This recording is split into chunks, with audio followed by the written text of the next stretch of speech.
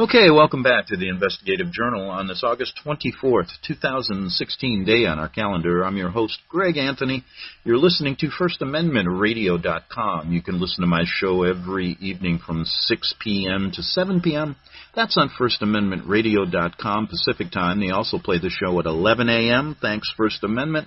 And if you can't go there, go to my long-standing website at arcticbeacon.com, arcticbeacon.com.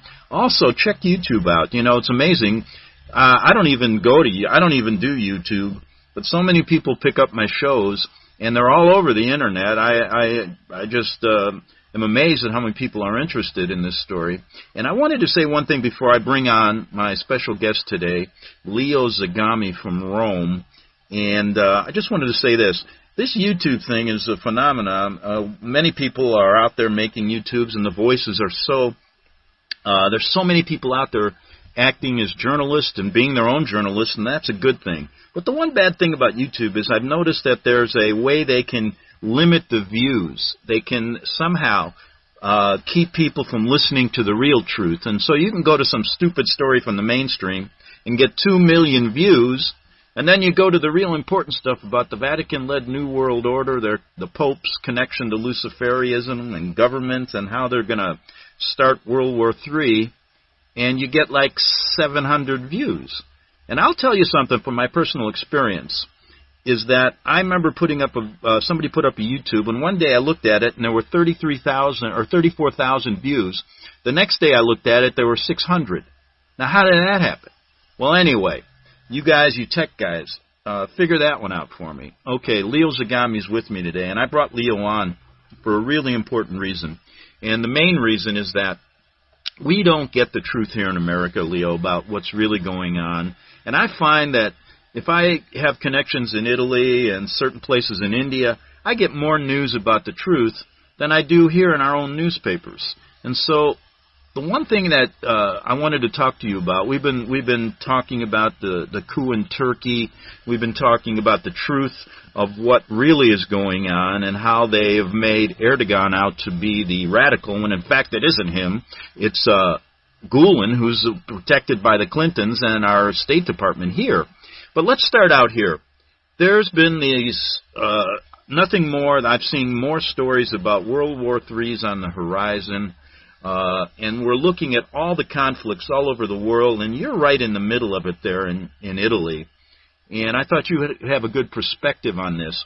But the first thing I want to talk about, there's an alarming story that came out in Reuters, and they're talking about how the German government has made an announcement that they want their people in Germany to stockpile food for at least 10 days because of what they fear to be a huge attack or the beginning of World War III. Have you heard anything about this?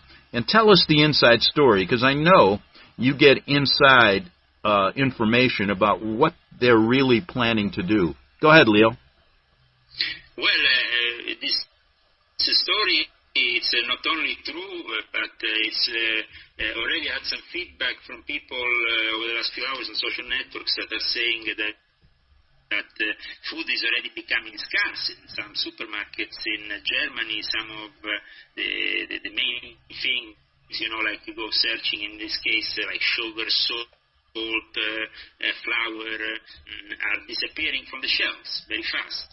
So this alarm that, strangely enough, comes from a country like Germany, which is usually very, very conservative also in the way they give information out from the government. Suddenly it's seemingly preparing for some kind of apocalyptic event. Now, the problem, as you know, has been this large influx of immigrants that has been allowed by Angela Merkel. We yesterday went to meet, there was this special meeting between France, Italy, and Germany on a warship, which was placed in the south of the Lazio region in an island called Ventotene, where they said that some Italian so-called heroes gave birth, or at least planted the seeds for the European Union. Of course, we know that all of what was proposed on this worship to the media and everything else was the usual rhetoric. The only solutions that they proposed were simply culture, a more digital age environment, and I mean, are these the solutions when we have, we are on the verge basically of civil war, and state and church are united in supporting this influx of immigrants and not doing anything to stop it. And the solution should be culture and the digital age to do what? What are they doing? I mean, it's like we're really in front of a very bad situation here, and the solutions that these supposed leaders are giving are pure rhetoric. They are just part of this big game which is played from their puppet masters, people like George Soros, that we know is very important because he's one of the main people to finance this new world order, just like David Rockefeller or like the Rothschilds. Yeah. They have the actual economic handle over it all. And I mean, George Soros, as we saw from the recent DC Leaks episode, is really behind all of the wrongdoings in this planet. Yes, and you know, one thing about an article just came out here in the States, how Soros is actually coming forward here speaking very loudly about how he wants to erase all borders in Europe, how everything should be out from the control of Brussels, meaning you would lose your own police force in Italy. Go ahead. What are your thoughts on that? Are you there? My thoughts? My thoughts are simply like the ones of many Italians, but also many French people and many Germans even, that sovereignty shouldn't be put into discussion so much, while instead these leaders or supposed leaders are not only putting it as a main prerequisite for the acceptance in this greater European Union. While we see levels of popularity going down for Angela Merkel, for Hollande in France, for Matteo Renzi in Rome, in Italy, we don't really have at the same time, you see, I mean, usually leaders should be popular because they are loved by the people, because they have been voted by the people. I mean, we shouldn't really be in a dictatorship any longer. But what the European Union is doing is really acting as a dictatorship. They even met on a warship yesterday, and I think that even as a media kind of stunt, as a journalist yourself, for a long time, you have to agree that meeting on a warship it doesn't really send outwards a message of love or hope. It seems more like a prerequisite for something a bit more connected with propaganda, with Angela Merkel wanting to position herself yesterday, is saying some strong words about immigration, saying that they will be on the side with Turkey, knowing very well that without Turkey's support into keeping these millions of immigrants on the borders with Syria into their territory, they would be completely flooded, especially Germany. Italy is continuously flooded even without that, because the route of the Balkans is not really the Italian route. The Italian route, as you know, for the immigration comes from countries like Libya, North Africa, where ISIS has been particularly active and has managed to sell thousands of immigrants a day. We are talking now about weekends in Italy where you have 10 to 20,000 immigrants arriving in one weekend. Now, this is not really, as you can imagine, something that we can accept, but it's encouraged because in my new book that is coming out here in Italy in September, a new version of Pope Francis, The Last Pope, where I already tangled this problem in detail, which is CC Publishing, published in the English language. I go further on into describing how the Italian Democratic Party and the Church, the Vatican, divided themselves this big cake of money that is put together by the European Union and for the immigrants, and to actually put it in their pockets. And actually, they are the ones who run the majority of these so-called refugee centers. So the 50% of the refugee centers are in the hands of the church, and the 50% of the refugee centers are in the hands of the Democratic Party. I mean, from this you can understand how wrong this whole thing is working. Then we had in the latest DC leaks and various information that is coming out regarding to Soros, we have specific mails and also actually money that Soros has given, I think over $50,000, and then it seems a little amount of money, but only to influence the media in talking about the gypsies. Soros is encouraging the gypsy culture. The gypsy, I mean, we know the gypsies are a race. They have been cursed hundreds of years ago, and for hundreds of years they have been not a stable kind, nomadic, no? Yeah, and I can even remember the gypsies were allowed to stay in little settlements outside of Rome when I was there in the 80s.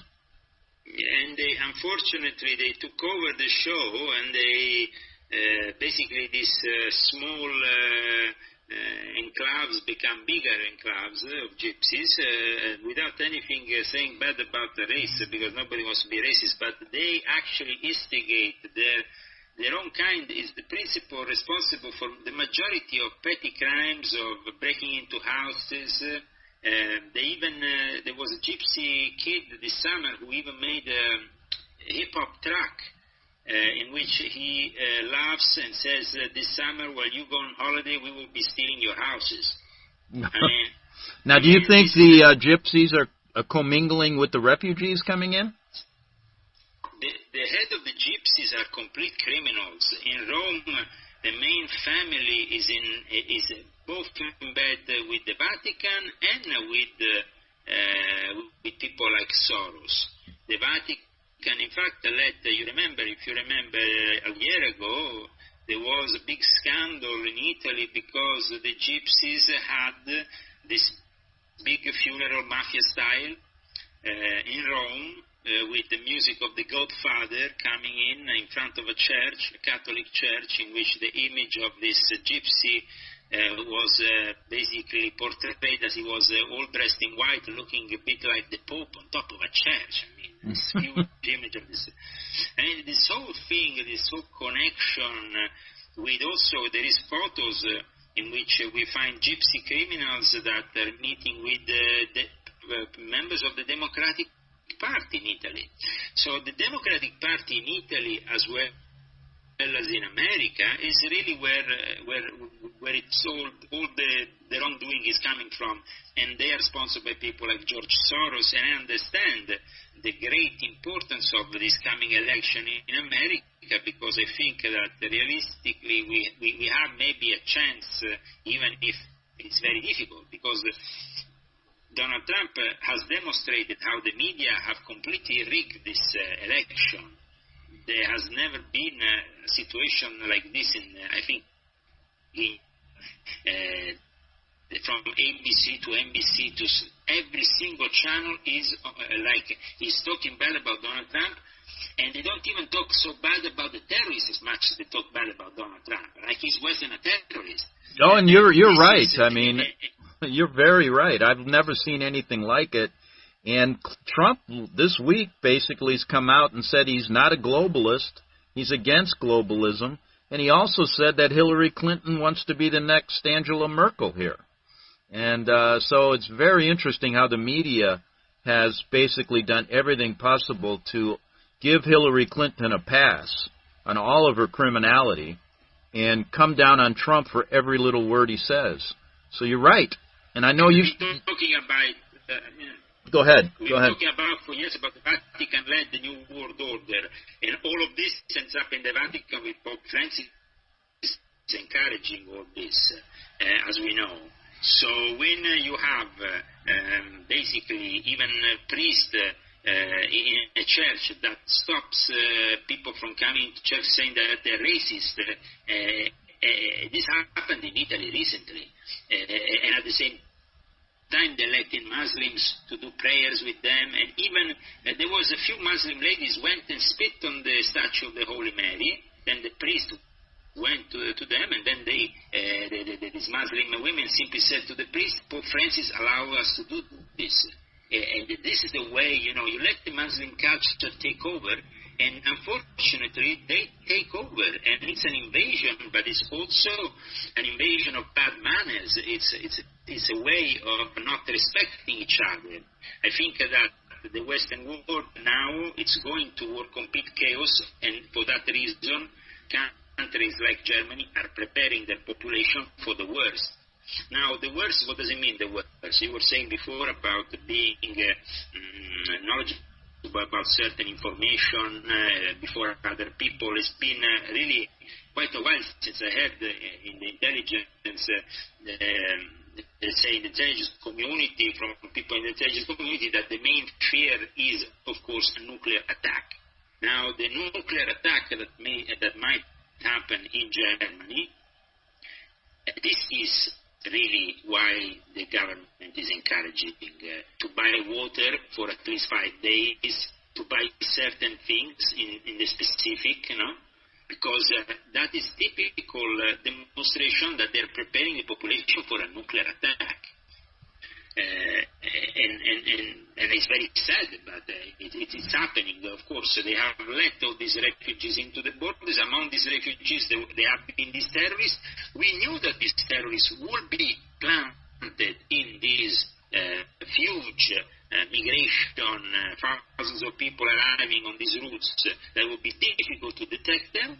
And now, of course, we will pay the consequences. But this has been allowed. It is a plan. And unfortunately, this plan also sees a communist pope that is in league with the people like George Soros, who is a Jew who made his money in a certain way, sponsoring all the left-wing associations and revolutions worldwide.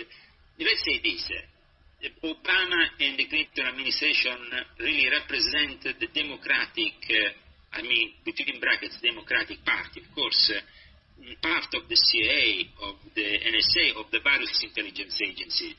And this democratic part of the intelligence agencies not only is not capable of doing a coup like they did in Turkey, failing, and of course failing because they think that people like Fethullah Gulen could really take over Turkey when Turkey has always, like I also wrote in volume 1 of my confessions, has always been in the firm control of people who are not fundamentalists and who want to leave a certain laicity of the state since the time of Ataturk, the founder, who was himself a Freemason, but a Freemason of a kind who accepted a more marginal role for religion. While instead now we have basically Freemasons within even U.S. Freemasonry in Grand Lodges like Colorado, who actively encourage Islam and who actually are devoted to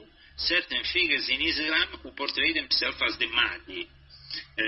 This is one of the topics I touch in volume 3 of my confessions that will be out next year in the US, and I will show photos, I will show documents that prove all this, and it will be quite shocking for Americans to see that this is happening just in their local lodge where they're guesting members of Muslim sects inside Masonic lodges. This is a scandal, but it's happening, and it's happening in those lodges and in those Grand Lodges and those Supreme Councils of the Scottish Rite, where it's been infiltrated to the core by the left-wingers, by a certain kind of left-wing mentality.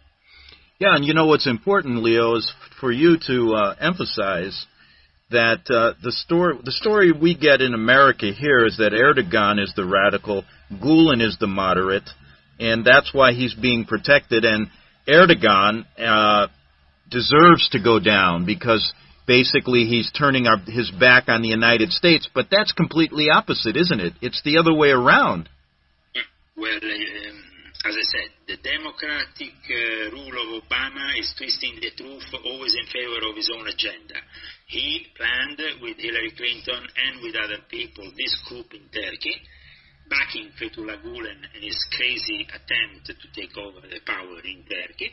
He failed. Now, of course, they found themselves with the guy who is also CIA agent, because Fethullah Gulen is a CIA agent. This was something that was also confirmed years ago by the head of Turkish intelligence. And now they don't know what to do with him. They can't send him to Turkey because he is also CIA agent. And he has itself a lot of secrets because he helped building CIA bases across the whole Caucasic region. Places like Azerbaijan, places like Turkmenistan have CIA bases that are basically created on top, backed completely by Gulen movement. I saw this myself once. I don't want to say exactly who it was because this was many years ago, and I don't think it will have relevance, but a political figure, large political, important political figure from the Caucasic region once arrived to Norway and was brought to the U.S. Embassy by a member of the family of my ex-wife, which you remember was the Fethullah Gulen movement. So, I mean, the Fethullah Gulen movement is actively working with the CIA when the CIA works on the democratic side of things even more, because Fethullah Gulen was brought into America by Bill Clinton. So now we are in the era of Hillary Clinton, and he hopes to be able to not only stay, be sure that if Hillary Clinton gets elected, then at that point Erdogan, it's convenient for Erdogan, of course, to cut all ties with the U.S., but at that point he would be fully merging with the Eurasic agenda of Russia, which is the only country that is able to protect him from the U.S., like they protected him during this last coup. America is losing a great opportunity like this because it's losing one of their main NATO bases, which, of course, as we know, the one in Innsbruck, how it's called, Innsbruck, has a strange name in Turkey. Yeah. And it's losing a great opportunity because at that point they will not have any more the possibility of this base. And we know, of course, that Russia is capable not only of using bases in Turkey, but also, as we've seen in the last week, also from Iran. So I mean, it's actually America at this point is losing their prerogative to be the strong force in the Middle East, because at that point, without the support of the NATO base in Turkey, they're definitely losing that prerogative. Yeah, and I call it the firewall. The last really Turkey is in NATO, and here every thing that Clinton and Obama have done shows me they're radical Islamic sympathizers. They've destabilized the Mideast. They've unleashed ISIS on the world. And the Pope seems to back that. I want to tell you one thing that you will find very interesting, and this many listeners today will find as a scoop. Leo, just a second. Do me a favor. Let's hold that because we only got 20 seconds here, and then we'll come back in the second half hour and talk about it, okay? Okay. Yeah, because I don't want to get started and then have to stop. But anyway, Leo's got something really interesting to talk about in the second half hour. Turkey's a very, very important story, and we're getting the story, the way Obama's spinning it here, Americans are getting the wrong idea of what's going on. They're destabilizing Turkey for the Islamic terrorists, and it's not Erdogan. Erdogan feels like he's been backstabbed by us. But we'll be back in 3 minutes on the Investigative Journal to explore this more with Leo Zagami from Rome. Back in 3 minutes.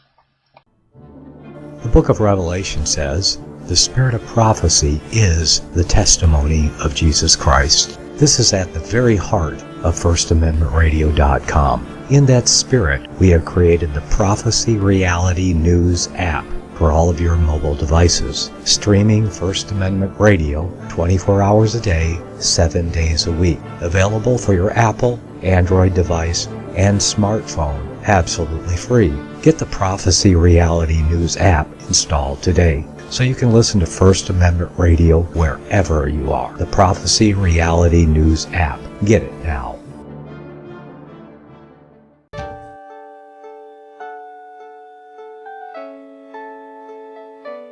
The program you are listening to is 100% sponsored by you, the listener, on this First Amendment Rights Media channel. You will notice that there are few commercials on this radio network. There's a good reason for that. Corporate advertising dollars come with strings that limit program content. So without your help, these programs cannot continue on internet or our several affiliates. If you benefit by the educational law programs, we ask you to give. If you are admonished or nurtured by the Bible and ministry programs, we ask you to give. If some voice a cause that you are passionate about, we ask you to give. If you believe in any of these, we ask you to support them as you would a missionary on a continual basis, as if giving a tithe for missionary radio. These programs are not commercially viable and must be supported by those faithful to the cause of truth. Look for the button to sponsor your favorite programs at our listen and schedule pages on the internet. Then, when you subscribe, we will send you the last quarterly MP3 CD of that program immediately, and continue to do so with each new quarter. We will also give you unlimited archive access to all of our programs. We're asking you to give much less than a tithe, so that you may also send support directly to a particular program host, cause, and anywhere else the Spirit may lead you. Do all to the glory of our God and Creator, for His holy nation, the only kingdom that will last forever. Thank you for listening.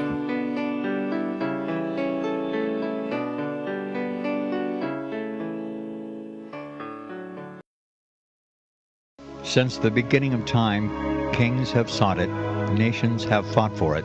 It has been traded, it has been borrowed, it has been purchased, it has been stolen. There's a reason for it. To secure the blessings of liberty to ourselves and to our posterity, invest with the security of gold and silver. Call Discount Gold and Silver Trading at 1-800-375-4188 or visit discountgoldandsilvertrading.net. Listen to Financial Survival with your host Melody Cedarstrom right here on FirstAmendmentRadio.com at 4 p.m. Eastern or 1 p.m. Pacific Time. Visit discountgoldandsilvertrading.net or call Discount Gold and Silver Trading at 1-800-375-4188. Toll free 1-800-375-4188. Okay, welcome back to the second half hour of the Investigative Journal. My guest is Leo Zagami from Rome, and we left off at the break. Leo, you had something you wanted to bring to the American people regarding information they may not have regarding Erdogan, the true nature of Gulen. I might add before you start, he's been given, he lives on a 26-acre estate in the Pocono Mountains in Pennsylvania. He's been allowed to open up 150 charter schools here. He's been given millions and millions of dollars for this, and it's taxpayer money supporting these schools. A recent whistleblower had mentioned that Erdogan is running a school for caliphate. He's not a moderate Muslim, and he's been put here to basically infiltrate our country, bringing over teachers from Turkey, bringing over Islamic teachers, and guess what? They found out he takes a cut of all their salaries as well. I just wanted to bring that up, but go ahead. You had some information as well. Yes, when we talked about Fethullah Gulen in the past, I also talked about myself personally also meeting the guy who wrote the forward, an important Jesuit called Father Thomas Michel, who used to be the Secretary for Interreligious Dialogue, both of John Paul II and later on of the Jesuits, until he moved on. Only 3 years ago. Suddenly he apparently wasn't the Secretary for Interreligious Dialogue, at least officially for the Jesuits, and moved to Turkey in Izmir. Now, what's in Izmir in Turkey? In Izmir in Turkey, there is the Supreme commander for Europe. There is the actual force that the NATO, the North Atlantic Treaty Organization, has their main base, command base there. So we can actually say, and we know that Erdogan has accused NATO and has accused the West of being co-participant with Gulen about all this, about this coup. That this coup was orchestrated from the supreme Allied commander in Europe, these headquarters that are responsible for the conduct of land operations in the whole of Turkey, and not only there. And because in Izmir you had basically Father Thomas Michel, and who is like saying the left-hand man of Gulen, because Gulen works with the Jesuits and works with Thomas Michel in a way that I have witnessed myself personally when I was involved with the Gulen movement many years ago, as you know. And I actually have also a photo of me and Thomas Michel that I published on the internet, and I published also on my book, Pope Francis the Last Pope, ? Because this guy is also a senior fellow at Georgetown University. He's connected to the Clintons. He is connected to the appointed Vice President Kane that wants to become Vice President of Hillary Clinton. And this is really where it's all going. I mean, they have been the manipulators with NATO, the Jesuits, of this coup. And it didn't work out. So, it didn't work out. What does this mean? Means that now, at the same time, earlier, as you know, in June, in the middle of June, all the Orthodox churches were meeting in Crete. They were meeting in Greece, in the island of Crete. Okay? Mm-hmm. And unfortunately, at the last minute, it seemed like the whole meeting that was organized for decades in the making to make the Patriarchate of Russia, the Orthodox leader Kirill, meet with Bartolomeo, which is the Orthodox leader of Constantinople, which is Istanbul, with the Romanian also Patriarchate. They didn't, the Kirill suddenly didn't send his own representative. He himself didn't come. There was already a breaking point there. If somebody had the eyes to see it at geopolitical level, he could understand that there was a big war going on, even in the Orthodox faith, connected with everything else that is going on. Because, of course, you understand that even if historically the Patriarchate of Constantinople is considered a little bit like the Vatican of the Orthodox faith, even if it's not, because as we know, the nature of the Orthodox faith is autonomous. We know that the Russian Patriarchate has never really, especially lately, stepped down from their position of not wanting reconciliation because of also the geopolitical Bartolomeo and the Orthodox Church in Europe, represented by Bartolomeo, is a respectable church, but unfortunately it does the interest of the Western world, and especially of the U.S. Okay, so there is geopolitical game being played within religions, even within the Orthodox faith, as well as the Islamic faith, of course. In the Islamic faith, there are all over the place. Now, I have images of Bartolomeo with Bartolomeo, the head of the Orthodox Church, with Fethullah Gulen. I have images of these people together, and I myself know that Gulen has tried with his Jesuits to involve and to work behind this great project, which, of course, it's in the making, and that at the end of September we'll see the Pope in Jerusalem with the leaders of the Islamic faith and the Jewish faith moving towards, let's say, a one-world religion, if we want to describe it in this way. Yeah, moving towards consecrating, right, moving towards consecrating Lucifer. And, you know, I might add, as you're talking here... Consecrating Lucifer, more than consecrating Lucifer, first of all, the main thing that we have seen from the dismissal of Ratzinger and the end of that era is that the values of the Catholic Church have been dismantled dismantled one by one by Pope Francis the Jesuit, transforming his church and being a relativist church. I mean, when you don't have anymore a truth, Pope Francis talks like he doesn't have the truth in his hands. He says, who am I to criticize the gay?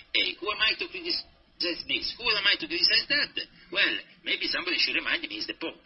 So this means destroying Catholicism, which is something that they have managed. Now, the second phase is to bring this ecumenical, interreligious affair to new levels, which is basically establishing a council of religions.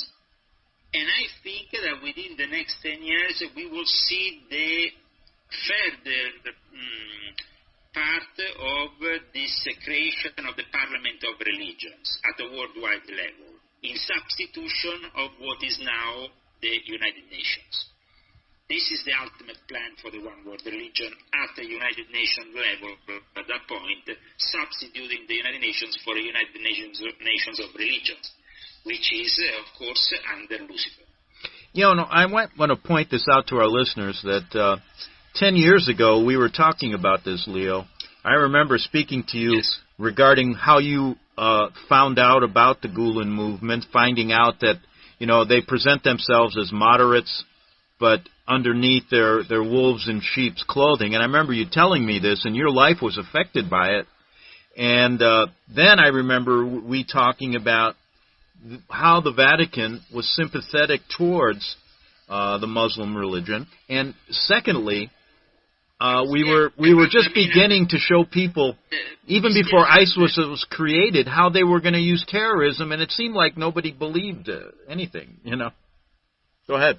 But at that time, maybe the Vatican wasn't so obvious in their state of things. During the Ratzinger era, they still managed to cover up a lot of things. Towards the end of the Ratzinger era, of course, we had WikiLeaks. We had the revelations of WikiLeaks. They actually pushed the Pope out with these scandals, and everything, it seems, to be coming out of the Vatican in a way that demonstrating everything we said 10 years ago. But at this point, it's too late to save the whole show. You understand? It's like it's imploding to facilitate the merging of something else. And this is why 10 years, people should definitely go and listen to those shows we did in 2006, 2007, up until 2008. In those 3 years where we kind of worked out on what was about to happen, but nobody believed us at that time. Yeah, exactly. And unfortunately, then when you demonstrate yourself to be true, sometimes it's very sad to actually see that the people have done nothing to stop it. You're exactly right, and you know, let's get. Have been stopped. At least things. Yeah, I agree with you, but let's get back to Turkey. You know, I remember a lot of people saying, "Don't mess with the Turks." But here's right after this failed coup, this United States backed coup. Guess what happens? Just recently, a huge terrorist attack where a 15-year-old suicide bomber kills 51 people at a wedding in Turkey. Guess now what happens? Turkey is now actually being stronger on terror, on ISIS, than America. They're going, no way, we're going right into ISIS. So here we see Turkey taking a stand against the unleashing of ISIS by the United States. They know the truth about this, so they come right back at Turkey with a huge terrorist attack. I think these events are related, don't you? Well, definitely brainwashing a kid of 12, 14 years old, that's what is being reported, that the kid that was this young, 12 to 14, is really an age in which you don't really know much in life, but you can be easily brainwashed. So this guy was brainwashed, he went to a wedding, you will never expect the kid to blow himself up, that's what he did, and it's a great tragedy. It's an attack on Turkey by America, just as well as it happened in the airport a couple of months ago, as you remember, when ISIS attacked the airport in Istanbul. And it was just the day after Putin had made peace. Actually, Erdogan had sent that letter of apology to Putin. You remember that? Mm-hmm. Yes. We actually, I think, even mentioned it on the show. There was a letter of Erdogan apology to Vladimir Putin. At that point, just 24 hours later, we have the bloodiest attack ever at the airport in Istanbul. It's not a coincidence. It's just like America has these suicide bombers, these terrorists planted all over the Middle East and even in Turkey, which is, of course, not the Middle East, but is part of the Islamic culture and is considered one of the leading nations in the world of Islam. And it's using them. It's using them to destabilize Turkey. But Turkey now is working hand in hand with Russia. Yeah. That Russia is providing. They are arresting everybody. But this is the right thing to do. I mean, if they didn't arrest how many thousands of people they are arresting, they will have a terrorist attack like the one we saw at the wedding every day, actually every 10 minutes. So I mean, you can't blame Erdogan for being strict when he wants to save his nation from a bloodbath. The whole concept of destabilizing Turkey would have only created another Syria, another Iraq, another Libya. Exactly. Since the Democratic Party has come in, this is what they've done. Yeah, and it's amazing. I was actually... well, you know what happened? When we were doing some stories, I got a few comments and said, well, how are the Jesuits connected to ISIS? And I said, well, let's talk about Father Dall'Oglio. You know about him, Leo. And the Jesuit, the priest in Syria, who actually, I think he was there to make sure that ISIS was getting the right money, everything was going as planned. He is not, I mean, he's disappeared officially from the scene for the last 3 or 4 years, no? And since then, he's never been actually, his body has never been found, and he's never been declared dead, because he has been behind the trenches with ISIS all this time. Yeah, and I recently... And he's a Jesuit, just as... yeah, sure. Yeah, if I could say it, because I followed up on this, what I found out was that when he gave an interview in Turkey on a big radio station, it became very clear that the Jesuits were involved in Syria and trying to bring down Assad for the CIA. And guess what happens? Right after that, a story came out and said he was killed. He was taken by ISIS and killed. Well, just recently, listen to this, and I found this out, and maybe you can verify it after the show. But recently, he was spotted alive in Raqqa, in an ISIS-held town, being protected by them. And I heard now, and I put this in quotes, there's an Italian delegation of your government trying to get his safe release.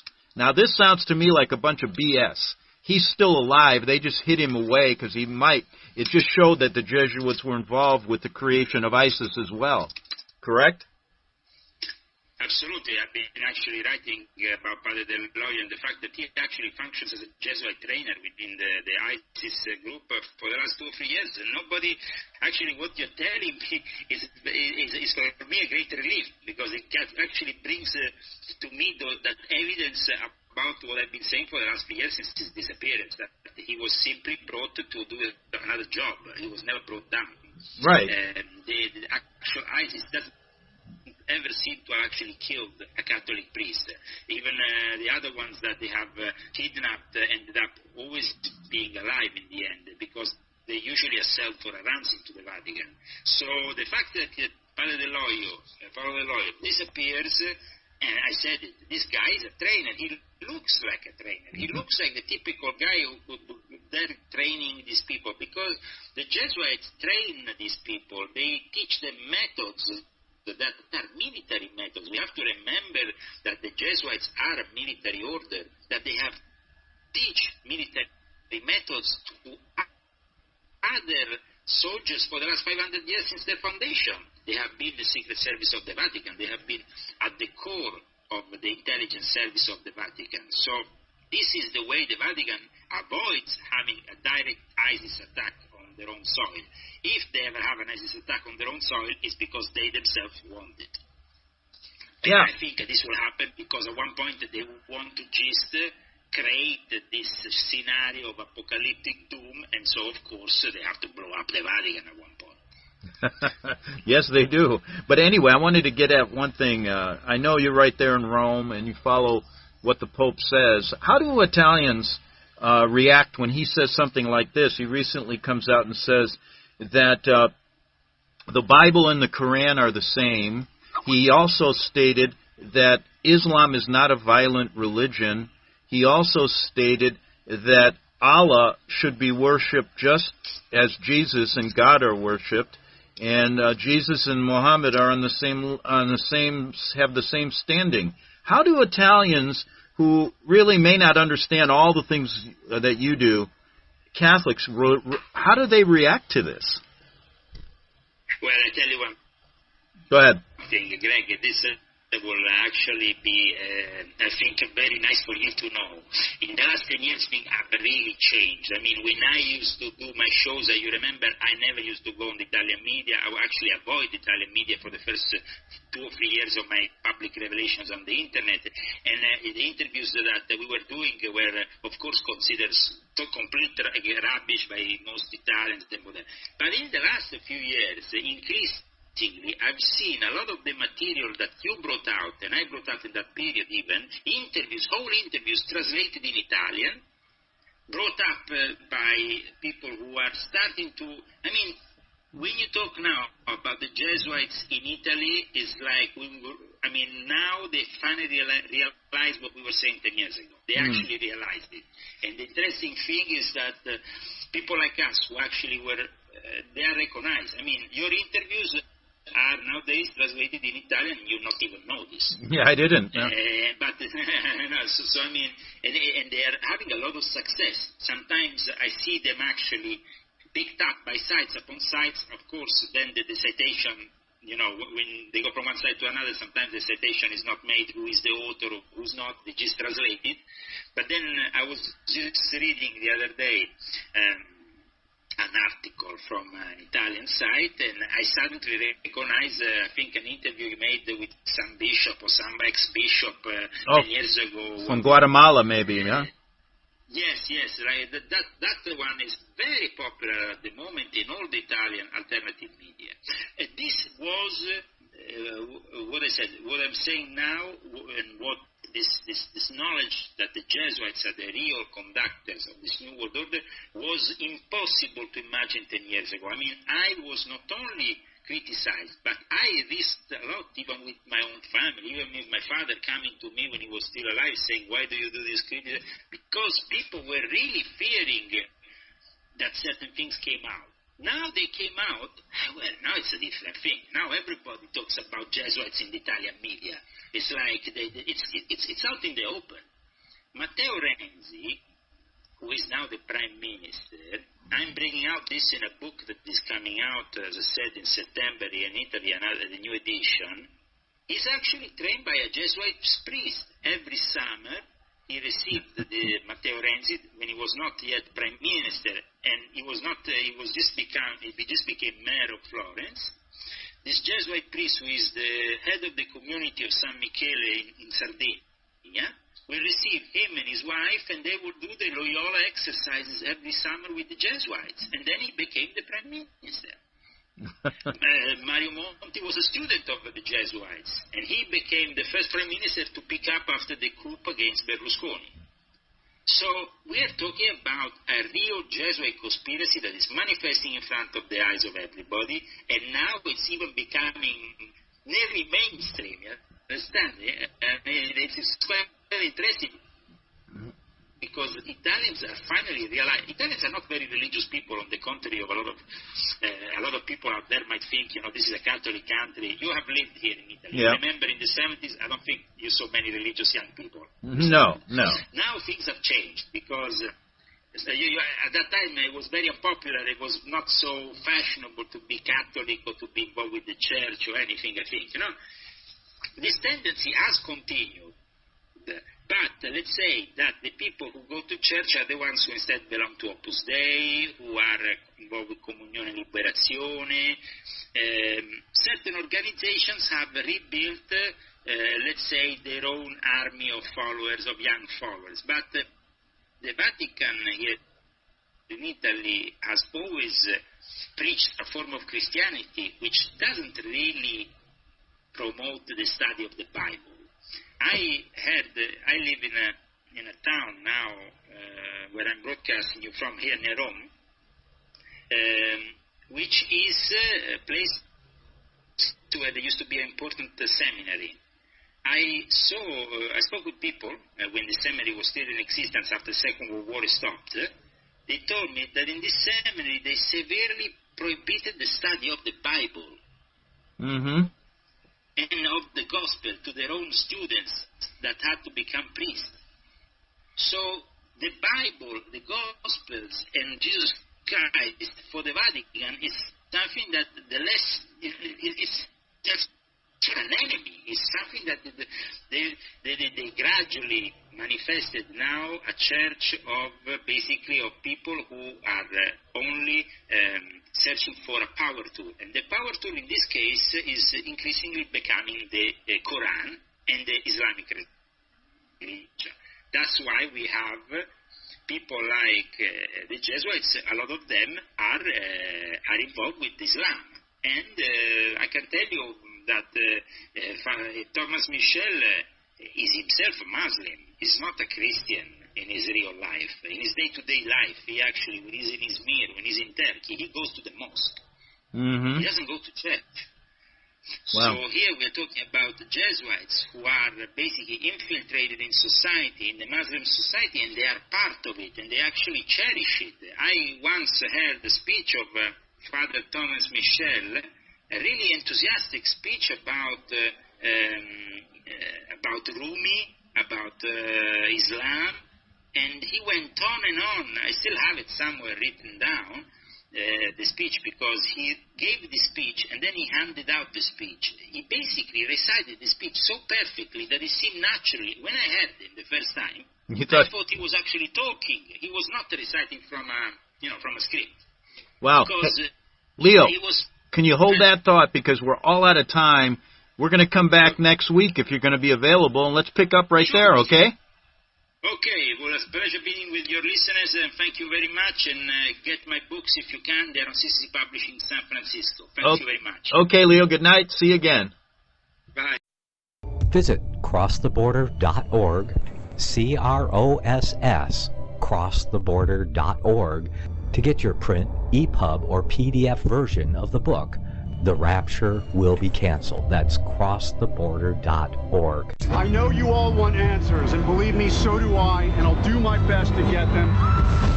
Despite Nicolas Cage's promise to do his best to get left behind rapture answers for us, don't hold your breath. Not everyone believes Left Behind is true prophecy.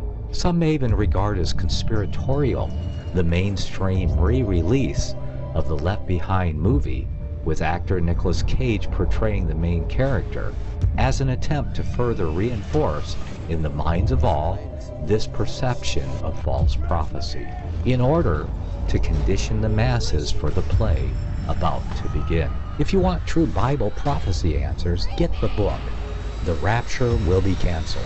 The author exposes the Latin rapture origin, the 7-year tribulation deception, true Bible revelation of Daniel's 70 weeks, the abomination of desolation, the restrainer, America in the Revelation, the image of the beast and the mark of the beast, and the truth about God's chosen people, and so much more about Bible prophecy. This book will shatter the Left Behind paradigm of future events. Get the book, The Rapture Will Be Canceled. Visit crosstheborder.org, CROSS, crosstheborder.org, to get your print, EPUB, or PDF version of the book, The Rapture Will Be Canceled. That's crosstheborder.org.